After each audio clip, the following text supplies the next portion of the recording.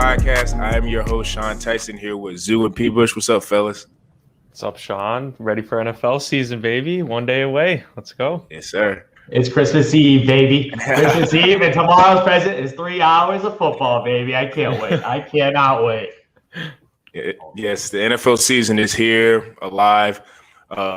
Two marquee franchises. I mean, I wouldn't say marquee franchises in the Tampa Bay Buccaneers, but two big-time players with Tom Brady, Dak Prescott, the whole nine. The NFL starting tomorrow. I think they're playing in Jerry World. But I want to get the guys' thoughts on the game. You know, the Dallas Cowboys with their maybe new revamped defense with Michael Parsons and a couple of guys they got. Tom Brady still kicking it. I think, what is he, 44? How old is he now? 44. Yeah. 44. Yeah, 44. Yeah, still kicking it. So I want to get the guys' thoughts on what they think how the game is going to go. And P. Bush, I want to start with you, man. I don't know, man. I think this could be a stomping. Personally, I think when I first saw this being the first game of the year, I was like, oh, we got two of the most high-powered offenses in the league going up head-to-head in Tampa Bay, rightfully so, as the reigning champs. But look, man, you're talking about a Dallas team that last year gave up 34 passing touchdowns alone. I know that they, got Michael Parsons in there. They moved up a little bit, on their defensive side, but their secondary really didn't change that much. So I think with that triple threat at wide receiver, Godwin, Evans, and Antonio Brown, man, and the fact that your third is an Antonio Brown just blows me away to this day. We saw what he was doing towards the end of last year with this team. More reps with Brady, more reps with that O-line. More reps with his, co-stars at wide receiver is going to open up their game even more, I think. Zach Martin being out for the Cowboys, I do think is going to be pretty pivotal. The Bucs have a massive defensive line. They're one of the best to get into the pass. They're one of the best pass rushing defenses. We saw Mahomes struggle with it, running for 500 yards in the Super Bowl with once again a battered offensive line. So Zeke Elliott might have some issues off the bat. I think Dak might get running around a lot. Which, if you're a Cowboys fan, man, I do not want to see Dak running out and around the pocket. He thinks he can make those throws, and maybe, we all know he can. But with that shoulder, with his freak injury last year, you want to try and minimize as many opportunities as you can that he is going to be put in danger. So the Bucs are going to be going all out at Dak Prescott, knowing that he's a little bit vulnerable right now with his overconfidence. So I personally have the Bucs winning by at least 10 points. I think that they're Dallas could pop off, and I do hope it's a high-scoring game. But I think that Bucs defense, man, they're just too good. Yeah, I want this game to be a 50-40 because I got a lot of Zeke. I have Ezekiel Elliott as my fantasy RB1, so I need him to pop off, even though I'm not feeling good at all. Tampa Bay defense, rushing defense, number one last year. Yep, 82 yards per game. They were the best at holding running backs on a yards per game basis. So Ezekiel Elliott, I don't think he's going to eat. O-line injured, not good for Ezekiel Elliott. Dak Prescott coming off injury, he's got to build that chemistry back good, not good for Ezekiel Elliott. So I feel like Ezekiel Elliott is going to have a really, really bad game. I think he's going to have an inefficient, 60 yards, total yards, and on 20 carries. They're going to be trying to run going to be trying to run the football to try to control pace, try to keep the ball out of Tom Brady's hands. So that's what they're going to try to do, and they're going to fail because the Buccaneers defense is too good. They're too good on defense, especially run defense. So having Dak Prescott his first game back from a pretty much an entire year off, they're not going to want Dak Prescott jacking it up 40 times throwing the ball. They're going to ease him again. They might even use a little Tony Pollard. I feel like they're going to be trying to run the football, and they're going to fail epically. And Tom Brady with those three wide receivers, I'm starting both of them. Chris Godwin, AB, they're in, man. They're in for all my lineups. Antonio Brown is in, Chris. Man, it's going to be Chris Godwin is in, and I feel like one of those guys is going to get multiple touchdowns, man. Wow. Tom Brady's going to have a field day on the secondary on the Dallas Cowboys. Tom Brady's going to be looking like he's 24, man, not 44, 24 years old. So I feel like this is a great coming out again. Man, they're going to be celebrating. They got their rings, man. They go on interviews, they're laughing. They're like, man, we're going to run it back because they got the entire roster back. Feels sort of like the Chiefs last year, pretty much bringing the entire roster back. And the Chiefs went to the Super Bowl last year, so I feel like this year they're on for another Super Bowl path again this year. So, man, it's an easy opponent against this Dallas Cowboys defense, man. You might as well extend Brady for another 3 years. I feel like if he gets this dub, might push him to 47, man. He can make it. Oh man, it's going to be a good game, but I do think there are some other pretty good games this week. But Sean, what do you? I'm guessing you got the Bucs too. You have to. Yeah, I'm hoping for a different side of the Dallas defense. I'm not saying Michael Parsons is this type of transitional artist, pantheon player where he's going to make, I don't even know where they were ranked last year, but I know it's pretty low. They're going to make him to like a top 10 defense. But I do think him being around roaming as I think he was like a 4-3, 4-4 linebacker, filling gaps, going around, putting pressure on the defense. I think it's going to help DeMarcus Lawrence and the other defensive ends maybe free them up and get, maybe some pressure on Brady, because what I do know about Brady is he doesn't like to be hit. He doesn't like any type of pressure. So if they can get any type of pressure, even though I know most of the time Brady always has an elite offensive line, if they can get confused, get some stunts, maybe the defensive coordinator can get something going that way, then I could see it being a respectable game, and it could be, like you say, 10 points is where I would want it to be. What I don't want to see is a situation where by the time it's the second quarter with like 9 minutes to go, it's like 28-17 or like some crazy number, because then it's just going to be Dak throwing a bunch of points. Actually, I'm actually going against Dak this week, so I don't need Dak to go off. But, I'm just trying to see, like, I need more of a competitive game. And I think I'm saying that just because of fantasy, to be honest. Yeah. So. I mean, I think, dude, let's be honest. I think we're all a little biased when it comes to who we're rooting for on a week-to-week basis. Yeah. But no, I do think I think your point about the running backs, though, is huge. They're going to have to run the ball, because if they're asking Dak to put up his typical 50 passes for 400 and something yards and 4 touchdowns, and no one else touches the ball all game, I mean, they're going to get just demolished. I mean, he's going to be running around with that offensive line, and it just kind of gives me vibes of what the Chiefs had to face in the Super Bowl last year. So, I'm not saying it's going to be, they're not going to score a touchdown. They're just going to kick field goals, because I think Dallas is better than that offensively. They're bound to break at least 1 or 2. But like you said, Zoo, it's going to have to be in the passing game, but they have to be very efficient with it. They can't just be asking Dak to do too much week 1. Amari Cooper, man. I need him to go off, man. Yeah. I have shares of Amari Cooper. Oh, man. I got a lot of these Dallas guys, man. I'm hoping I'm dead wrong about my prediction of Dallas getting their butt whooped and only dropping like 10 points this game. Because if that happens, man, it'll be a rough first week, man. It's two of the probably 3 most stacked offenses in the league. Them and maybe and then the Chiefs. Those are the 3 pretty much right here. And unfortunately, one of them also happens to have the best defense in the league. So that's the one I'll always give the edge to. Yeah, Tampa's defense, I think, they're gonna be tough, because, like you said, they returned everybody, and a lot of the guys too. Like, I think they have their safety, Antoine Whitfield. He's coming back. He's a second-year guy, so he's going to be even better. Devin White's a freaking monster. JPP. It's just they got a lot of guys that individually can take over a game, and it's just going to be tough for it. Like you said, you don't want for Dak to be throwing 30 times a game. Like, they need to get that running game going with Zeke. But, Zach Martin being hurt, I don't know who's behind him. But hopefully I don't know if they got Tyron Smith or the other guy, Collins, if they're still playing. I think Tyron Smith is. He's their left tackle. He's a Hall of Famer, is the reason why I said that. So they still have a good O-line, but, they're missing their best interior guy that helps Zeke the most. And by missing out on him, it's only hurting Zeke, and it's only helping Vita Vea on the opposite nose tackle side. Oh, so he's another guy I forgot that. Yeah, God, Tampa Bay is stacked, dude. Yeah, man. I totally forgot about Vita Vea. Yeah.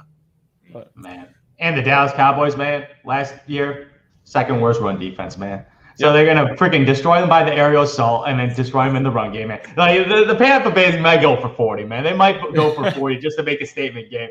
Man, please don't be ugly, man. Please don't Take the over. Take the over. That's all we'll say. 51, man. It's at 51. Yeah. Transitioning, I want to get into some of the games this weekend. The NFL never disappoints with matchups. I feel like, personally, the game I'm looking at is the Browns and the Chiefs, just because I think Mahomes is going to have a lot of energy because of how he got hurt in the last game, and they almost didn't make it through. Shout out to, I think, Chad Henne got them to the conference. Yeah, pulled it through for him. But, I think that personally, I'm interested to see how the Browns look, because they're kind of my dark horse, even though I'm kind of giving away and not letting you guys go. But I just think they're a little bit of a dark horse just because they're getting Odell back. At some point, you have to think Baker's going to get some type of connection with him to where, he could become a game-breaking receiver that he used to be. Jarvis is consistent as it can be. two-headed monster running back, and then their defense is loaded with guys. So I kind of want to see how this matchup is going to be. I think it's 6.5 Chiefs, but I think it's going to be an Arrowhead, right? Yep. Arrowhead, yeah. So that's probably part of the reason why. But I want to get you guys' thoughts on the games this weekend. Zio, I want to start with you, man. What do you think? Man, do you know what I'll be looking at? I'll be looking at the New England Patriots, man. I'm very interested to see this team, man. Mac Jones, mac and cheese with the new TV. He's the new TV 12, man, to see if he lives up to the hype. Because, my Lord, my Patriots prediction, man, could look really bad if Mac Jones is awful, man. Like, having a rookie quarterback under a new system, new rules, new everything, dude, they can lay an egg as the first couple of weeks coming out in a new system. So, my oh, my. Patriots against Dolphins, obviously fighting for the division, man. So I'm looking at the Patriots and Dolphins as one of those key games as a tone setter, especially for a rookie quarterback. Because I'm looking at all these rookie quarterbacks. People are saying this is one of the most historic classes of all time from a QB class. Obviously, Justin Fields is not playing because they got QB1, QB1 under the Red Rocket, man. So I'm gonna look at these other QBs like Trevor Lawrence, man, see if he lives up to that. Even though Jacksonville Jaguars, man, they're not helping him at all, man. Like, that situation is as bad as it can be, but he's supposed to be this godly talent, like Peyton Manning, Andrew Luck type. So we'll see if he lives up to the hype. And Zach Wilson, man, Sean, you're a Jets man, New York Jets. I know Jets fan, man. I do have some Zach Wilson stock though. I do have a little bit of stock. True. What was that wide receiver too that you love, man? Elijah Moore, man. Elijah Moore, the old Listen, I don't know. To see that guy is the next nasty. Metcalf or AJ Brown, man. I don't know if you watch like NFL films type stuff, but he's been the reason why is because I kind of knew who he was because he played for Ole Miss last year. I didn't watch his tapes like that, but then he had a lot of cosigns from guys in the league saying like, "Oh yeah, he's real." So I went back and watched his tape, and I was like, outside of him being 5'9.5", he's got everything you want in a receiver. So just I don't know. I like how he runs routes. He's quick, hands. You know, he's got a lot of stuff to him, and they got him in the second round. So it's kind of like, all right, well, let's see. And like you say, Zach, listen, Tony Romo, he compared Zach Wilson. Yo, he's gonna be dropping. He's gonna be dropping field goal holds, dude. That's gonna be his next thing. I mean, I don't know. Tony Romo was giving Zach Wilson a lot of praise, so we'll see. Not saying Tony Romo is the be all end all, but he does have the job with CBS, so I give him that credit. Yeah, a lot of these former QBs are hyping up these prospects, man. These QB1 prospects coming out this year, man. Like Drew Brees saying Mac Jones is going to be the best, and Tony Romo hyping up Zach Wilson. So, man, there's a lot of hype. Yeah. Dude, that'll be good because we also get to see how Tua plays too. You know, in that Dolphins-Patriots game. It's a big year for him. You know, it's a make or break year. This is his pivotal year. Yeah, it's a make or break year for him, man. I mean, he's got to show up and show out. So that's a good one, Zoo. I'm on for that one. Sean, for sure, watching that Chiefs-Browns. I think it's them the Browns trying to prove that they weren't just a one-time Cinderella, you know, last year, having a great year. I think they need to, you know, really push Chubb and Hunt to continue to, like, work together. I know it sounds stupid, but, like, that's such a dynamic backfield to have that they have to have clashed at some point in practice, you know, getting reps, however it is. Maybe they're cool, you know, but who knows? But if they can consistently keep that tandem going, this team could be scary because, man, they got some young studs on defense that are coming back. A couple guys that opted out last year, like you said, Sean, fully back.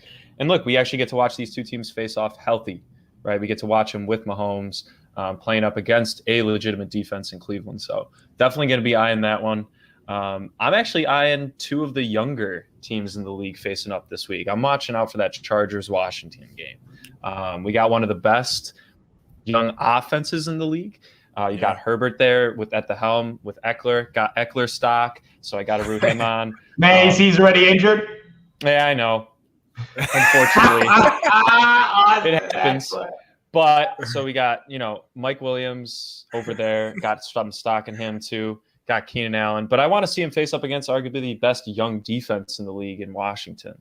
I think we got Chase Young, monster, absolute monster. And they have good young offense too. So I think this is going to be a good matchup just to see some of the up and coming teams, similarly to the Jets and the Patriots and the Dolphins. We got some guys that are really trying to prove themselves. Fitzpatrick starting week 1. That's not really his MO, man. We got to see if he can actually carry a team from week 1 to week 18 now.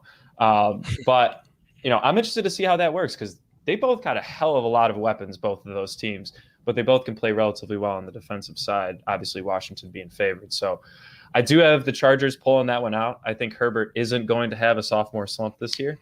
But Chase Young's going to eat his, let's be honest. Herbert's bound to get his grill hit a couple times in that game. So that one's going to be exciting to watch. Yeah, like that game, I really want to see Antonio Gibson. See, this, he's going to finally give an opportunity to be a 3-down back now, because last year he was like splitting time. Man. He got like 50% of the carries, and he was able to get double-digit touchdowns, which is a little silly how efficient he was. So this year we'll finally be able to see if he's a true RB1 in fantasy football, because I don't believe it until I see it for one more year. Last year was some weird year. He played 50% of carries. Might be outliers with touchdowns, man. I touched TD regression, but we'll see if he's the real deal this year. Because man, I didn't believe the hype, man. I saw Antonio Gibson go in the second round. No, thank you, and we'll see if I'm right or wrong. Because man, he could be a stud that was hidden last year. Yeah, I mean, he the thing about him is he's just the most unpredictable, because he didn't even hit 1,000 yards last year, but he had like 14 touchdowns.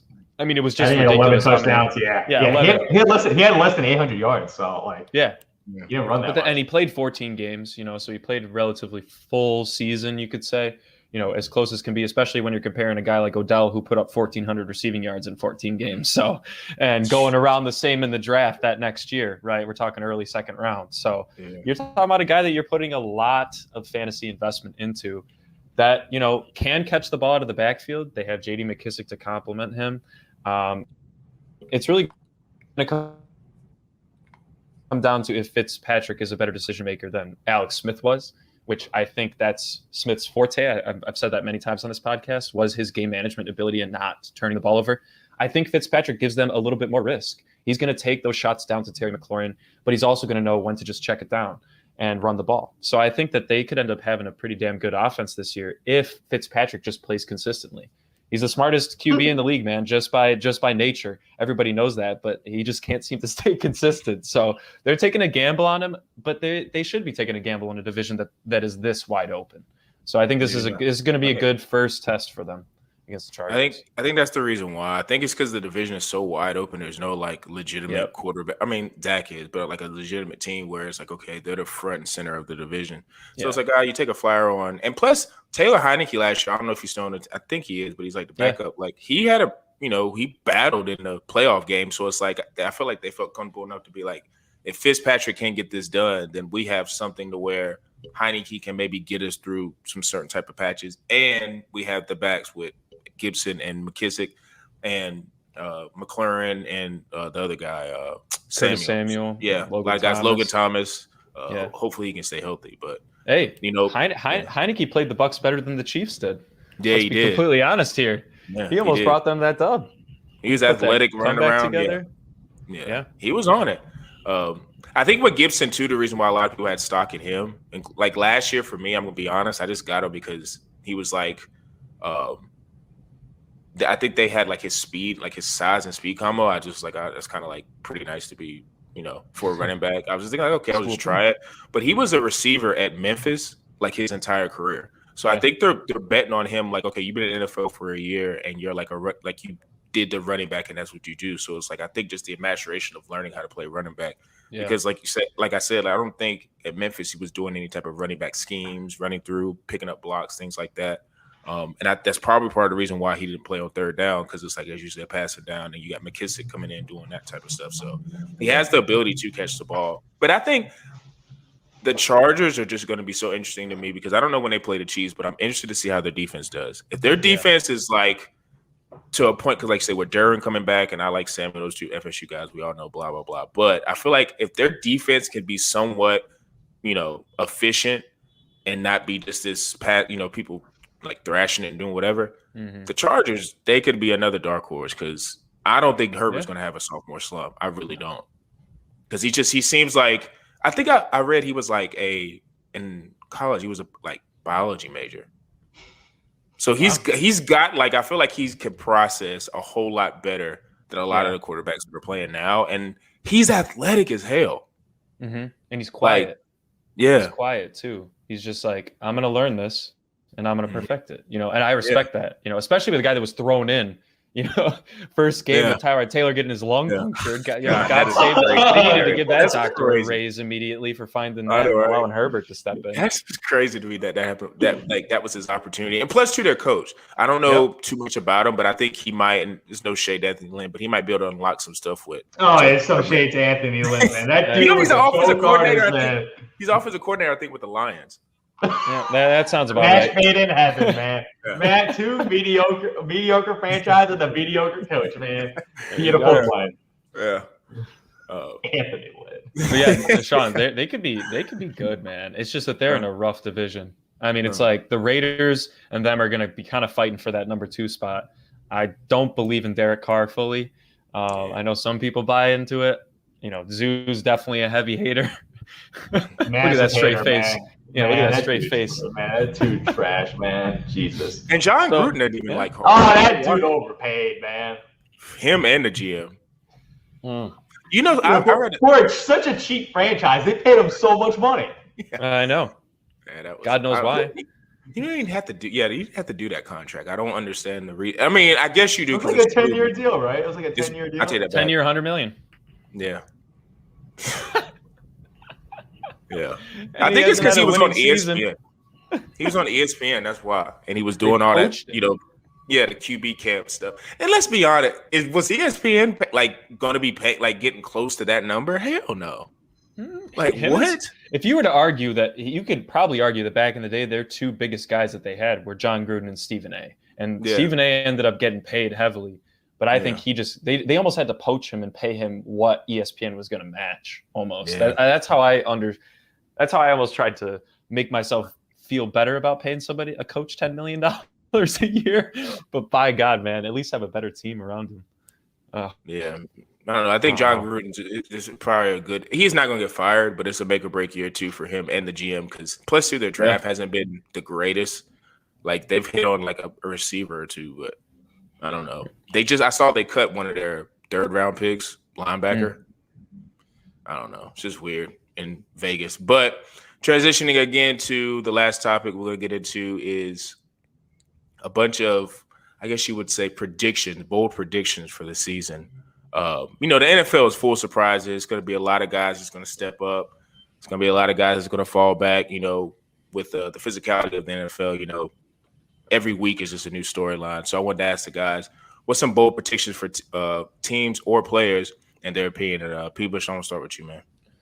Well, I mean, we got Eckler out with his hamstring, by God, every year. He just didn't practice today. Y'all scared me thinking he was out for the season there for a second. Zoo did that. I ain't do that. But no, dude, I think that, with all these injuries, man, I mean, I feel bad for the Ravens, with J.K. Dobbins going down. That's just been brutal for that team. I know Gus Edwards is going to have to step up in that role. His fantasy stock has been rising very quickly. But if I'm just to talk about, a team that I think could surprise some people, I'm going to go with the Giants, man. I really think that they have. Yeah, I think that the Giants could surprise some people, man. I think that they Danny Dimes? What? Danny Dimes? You call him Danny Dimes? You're really going to call him Danny Dimes? Well, if he's going to win, he better be Danny Dimes if they're the surprise team because he'll be balling, man. Look, man, they nearly stole that division last year without their best player. And I understand that the other team that probably was the favorite last year was also missing their best player in Dak Prescott, right? Most people would have had the Cowboys favored last year. I don't think anybody thought Washington was going to turn it around there. But look, man, there's a lot of uncertainty in Washington on that QB side, like we talked about with Fitzpatrick. I'm kind of writing off the Eagles as being contenders. And you never know with this Cowboys team, man. They're very inconsistent. And you're talking about one of the best defenses in the league on the opposite side with the Giants, man. They have solid weapons. They added Kenny Golladay. They gave him a legit big guy to throw the ball to. He can just chuck it up there. If Daniel Jones comes back and he's playing better, and they have a healthy Saquon, that team could actually be. They could make some noise in the NFC East. Not saying they would make it past the first round, but if you're looking for a dark horse out of the NFC East, I'm picking the Giants, man. That's who I'm. They do have. I do feel like talent wise, they have a lot, man. They're crazy on defense. That's what that and offense. They have a lot of skill guys. Their line issues. Saquon off ACL. Danny Dimes just sucks. Like they're trying to give him some weapons. Kenny Galladay, who's a nice big receiver, man, to see if he's any good. Like Kenny Galladay is a nice player, man, but he made it out of the Lions with a couple 1,000-yard seasons. Yeah, he was good with the Lions. He had Matthew Stafford, man. Matthew Stafford's a good quarterback. No O-line, though. He didn't have an O-line. They didn't have a running game. Right, but Matthew Stafford, who's an above-average quarterback, and Danny Dimes is a below-average quarterback. So he's getting a worse quarterback. I agree. And like Saquon, I don't know about you, I own 0 shares of Saquon Barkley off the ACL injury. Too high of a risk for me. And I feel like this year he's going to be in and out of the lineup, and they might not be able to use him as much because they want to monitor his minutes and his carries. Yeah. Because they don't want to put too much on that knee. And if they can't dominate the rushing game, man, ain't scaring nobody. They still almost won the division last year. That's my whole damn point. The Cowboys, man, the Cowboys got their QB back. And the Cowboys were atrocious last year with Dak Prescott. I feel like they're going to be an above 500 team, and above 500 team is making the playoffs, man. With Dak, they couldn't even beat the Falcons last year, man. Yeah, they were getting blown out in the first couple of games last year. With they were Dak, 0-3. They were getting destroyed. But the difference is so they improved their defense, man. Michael Parsons. Yeah, they got some. They got a first rounder, baby. First rounder, man. Top 10 pick. He's making immediate impact. What are they going to do? Move from 28th worst to 26th? Goddamn, that's an improvement, but that doesn't mean anything. Come on, man. They're still going to be bottom. They're still going to be bottom 7 in the league on defense, man. They're going to be bad. That division is just bad. If you're looking for consistency, I mean, you could argue that Washington's probably the most consistent team in that division, sadly. But it's all going to come down to, like you said, every team's got their one thing in that division besides the Eagles, because they're a work in progress right now. But we got Washington with their QB situation, same thing with the Giants, and then you got the Cowboys defense, man. It's wide open, and if there's one that I was willing to put a long shot on, because I think most of the other divisions in the NFL, except maybe the NFC East, are pretty predictable. I really don't think there's going to be that many surprises this year. But I think that it's either them and the Patriots. I think those could be the two teams, that personally for me, I think could make a quiet impact early on that ends up biting some teams in the ass towards the end of the season when they can get going. So I don't know, man. It's tough to predict. Yeah, this year I feel like a lot of chalk teams, man. But I'm going to go with the player. I think I talked about this player a couple weeks ago as being a top 3 fantasy quarterback. But I'm putting it as my number 1 fantasy quarterback in Jalen Hurts, man. Jalen Hurts. I own Jalen Hurts on 3 of my fantasy teams. I own a lot of shit. I'm all in on Jalen Hurts this year, man. When I see him, I just see deja vu of Lamar Jackson. Lamar Jackson. I'm saying this right now. This is MJ, man. This is the reincarnation, man, with the Eagles. The Eagles ain't gonna be good, but he's gonna be putting on a show. This might be the next Mike Vick, Lamar Jackson, 1,000-yard rusher, unbelievable season with the legs, Madden superstar, fantasy football superstar, man. Next year he's gonna be a top 5 pick, man. Top 5 pick in fantasy at the QB position. I see what you say. Yeah, you're a hater. This right. Yeah, I'm saying this, man. Jalen Hurts is going to be given the ball. There's no backup. Right. They got a Gardner Minshew or whatever for a 6th-round pick or whatever, man. But he's going to get the ability to run the ball because I think he's a better runner than Miles Sanders. And he's been given the weapons to chuck the ball and learn through all the mistakes. I'm not saying he might throw a lot of picks, like a lot of picks, maybe a Jameis Winston type level of pick. I hope not. But I got him too. But his production is going to be incredible. And as a fantasy holder, man, that's all I care about. I don't care about how he's good in real life, man. I want those fantasy numbers. And I feel like Jalen Hurts has the potential. He averages like 24 fantasy points a game. I'm not mad. I'm not actually mad at Jalen Hurts because if they can get a type of scenario, because I don't want Jalen throwing 40 times a game, because I just don't think if he's throwing 40 times a game that he's going to be as efficient and be productive fantasy-wise, because I do have him too. But I think with Miles Sanders, Boston Scott, and they got another guy, Kenneth Gainwell, he's another guy from Memphis. He sat out, I think, in the last year, 2020 or whatever, and then he got drafted whatever, round 4th or 5th round.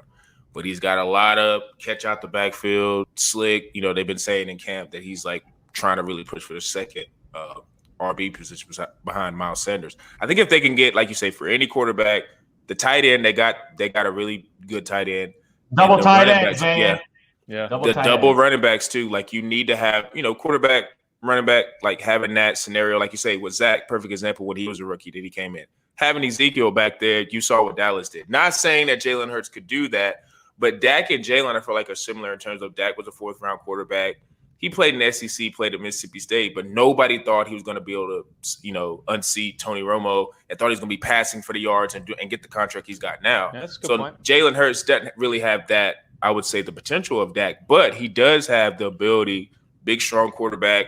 If he can get some production from his running backs, he can just continue to mature. And then next thing you know, the Eagles could be the dark horse in that division just because, you know, you got Jalen Hurts who, outside of Dak, I'm not picking Daniel Jones or Fitzpatrick, Fitzmagic, I get it. But I would pick Jalen.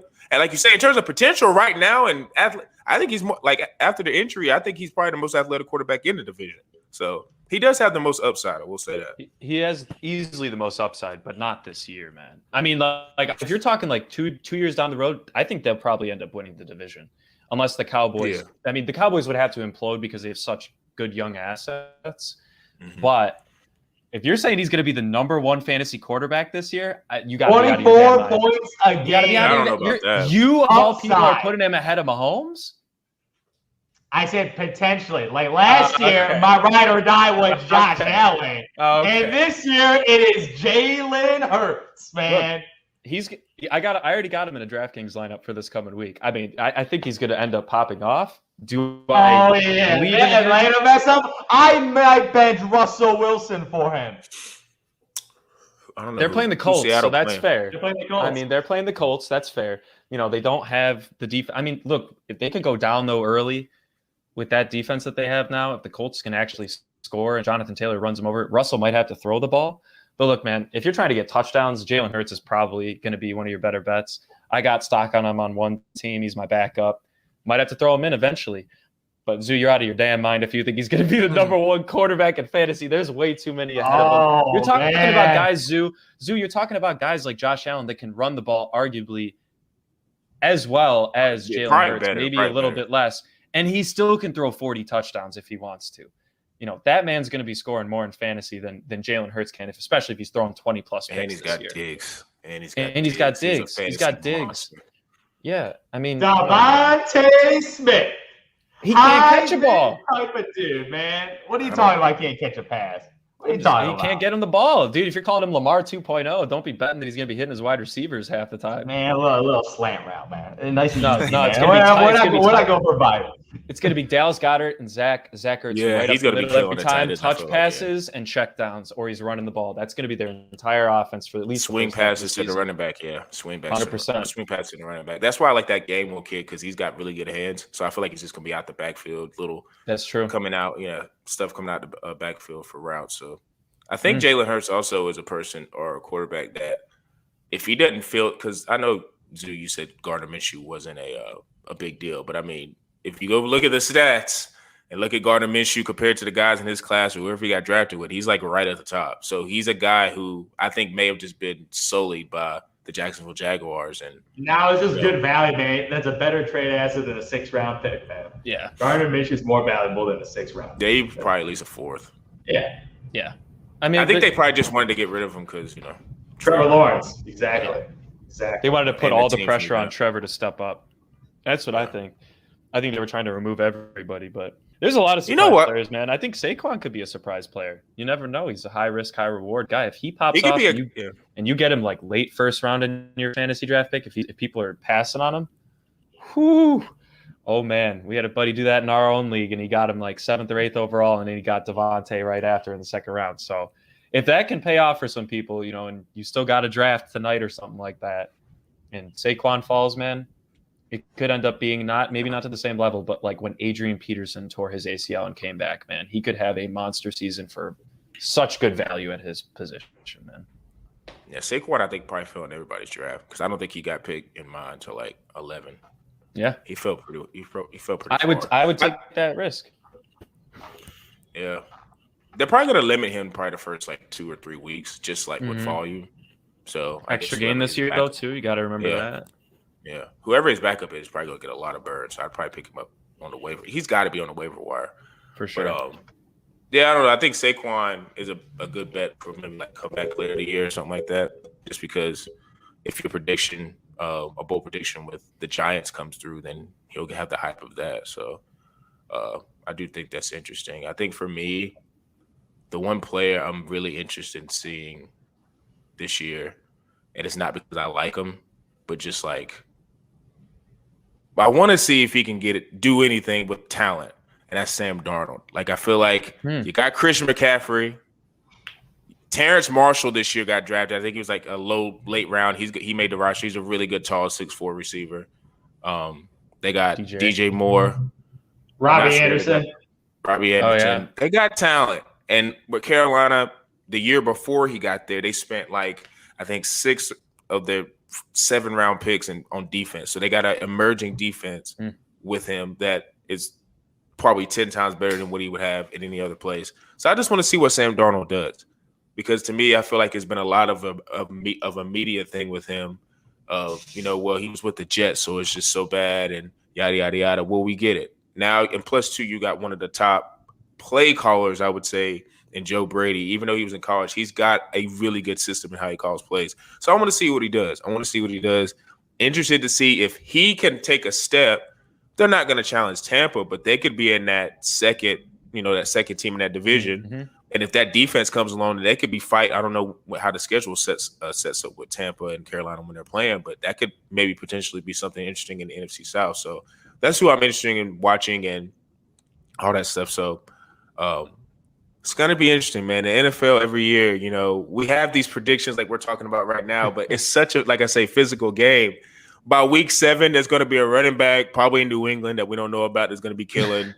The Trey Lance is probably going to be starting by then, maybe. I know they said he was QB2, but he's going to have packages. So anytime a quarterback has packages, that means we're grooming him to be the starting quarterback. So that'll be another storyline. If Trey Lance comes in and can really play, what happens to Jimmy G? I don't know. Maybe they bench him and he's second string, or do they like trade him? I don't know if there's a trade deadline or what, but that's another storyline that's really interesting, because if Trey Lance gives them a whole different dimension than the 49ers, that could be another team in the NFC that's ready to take another step. Because you get not saying Trey Lance could get into the Super Bowl, but that could be somebody that could unleash the receivers on their team and maybe get them in the playoffs. So, like I said, a lot of cool storylines. The NFL is here, it's back.